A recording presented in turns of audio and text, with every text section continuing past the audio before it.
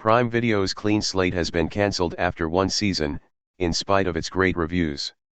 Led by Laverne Cox and George Wallace, and involving the late Norman Lear in his last completed project, the series followed an estranged father named Harry and the return of his child, who is now a proud trans woman named Desiree.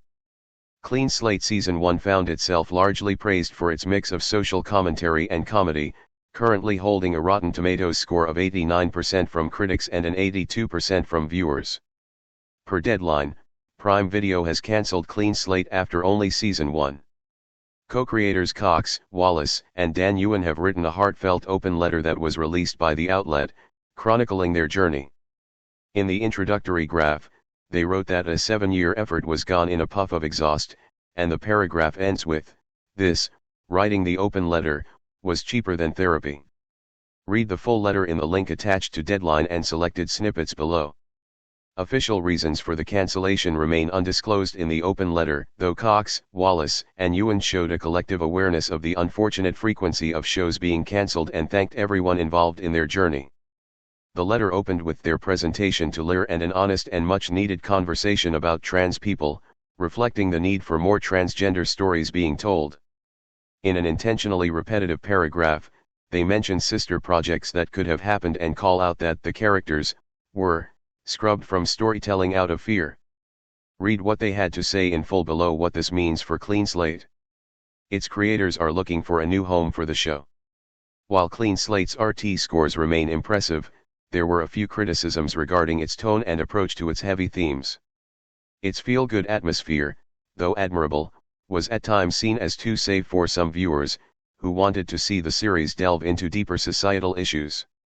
This, combined with the seeming limited promotion of the series and the tough landscape of streaming overall, the series cancellation, while disappointing, could have been expected with a brief look at its numbers. Prime Video hasn't released the internal numbers for Clean Slate's viewership, but the number of reviews on Rotten Tomatoes, while impressive in quality, isn't promising in quantity. At the time of writing, there are only 28 reviews from critics and 13 from viewers, which could reflect the low viewership of the series. That aside, fans of the series should keep in mind that its creators are looking for a new home for Clean Slate's cast, which might be found by a streamer more willing to promote it and align it with mainstream viewers without losing its charm and important stories. Our take on Clean Slate's cancellation and its creators' response. An important story that might need to be told with more ambition. Harry holding Desiree while she cries in Clean Slate. The feel-good nature of Clean Slate, while ambitious in its own way, proposes an idealistic setting full of LGBT and transgender affirmation that modern audiences still aren't used to yet, and this may have been its downfall. Some denoted that the series seemed to casually assume transgender rights and agency in a world where that's not the case. I don't find anything wrong with this proposal, as it's a refreshing response to the other side of the scale, in which trauma-focused storytelling is more meant for shock value than palpable depth. While I do think that Clean Slate brings forth a concept of affirmation towards transgender rights in a bold, heartwarming way, I wonder if adding a bit of balance to its wholesome nature would have helped. Adding the impact of the unfortunately realistic refusal towards equality and progression would have not only aligned the series with reality but also added more depth.